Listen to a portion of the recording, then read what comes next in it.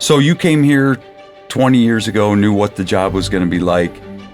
Here you are at this point of your career. Why would you tell somebody to be a house parent? Oh, it's the best job ever. It's a difficult history to face, and often we don't want to face difficult histories. So I think it's important that we recognize that it's central to Indigenous people's history, and I think in shaping of this country and how Indigenous peoples have come to be where they are today, it's vital to know that. When we start our lineage in St. Joseph's, or as Native Catholics, or Native people, or settler people who are trying to live in right relationship on this land, that's who we should look to as our founding father, and say, okay, we can do better because we know somebody who did better in far worse situation. One of the big advantages, I think, of the home program is a kid can't hide. In a dormitory of 50 kids, It's easy to be lost in the shuffle. You can hide your emotions in many ways, the difficulties you might be facing, the challenges you might be facing. It's much more difficult when you're living with 12, 11 other students and you have a set of house parents and alternates that are looking after you 7 days out of the week. Absolutely. So I think that certainly has been very helpful. Plus the fact, the idea is try to model what home life should be like or could be like. It's not perfect, right? Because they're not your biological parents, Absolutely. etc. And they're different people.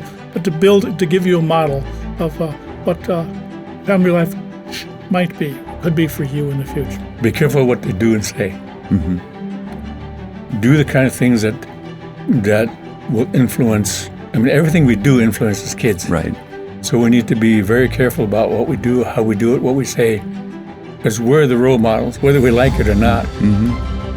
Young people are watching us. You were blessed by the spirits and the ancestors, and that is a blessing. They enveloped you in that cloud. But when the sleet came, those are the adversities in life, and you're going to have those. But you've been cleansed, you've been shown adversity, and take this and go. And it was just an awesome explanation, and I don't think any of the boys will ever forget that. Patience and empathy. Those are probably the biggest things I've been learning about. Being patient when I'm speaking with people or people are talking to me, especially when dealing with any type of conflict resolution, realizing that there can often be two truths. I find it just really important and powerful to think about the ways in which I carry both the pipe and the Bible, just embracing them together, cradling them both. I think it's essential to reclaim him as a witness for us in our own sort of unprecedented, challenging times, right? I know it's here at St. Joseph's Indian School and, whatever communities we find ourselves in, we're trying to figure out how to do this in a better way.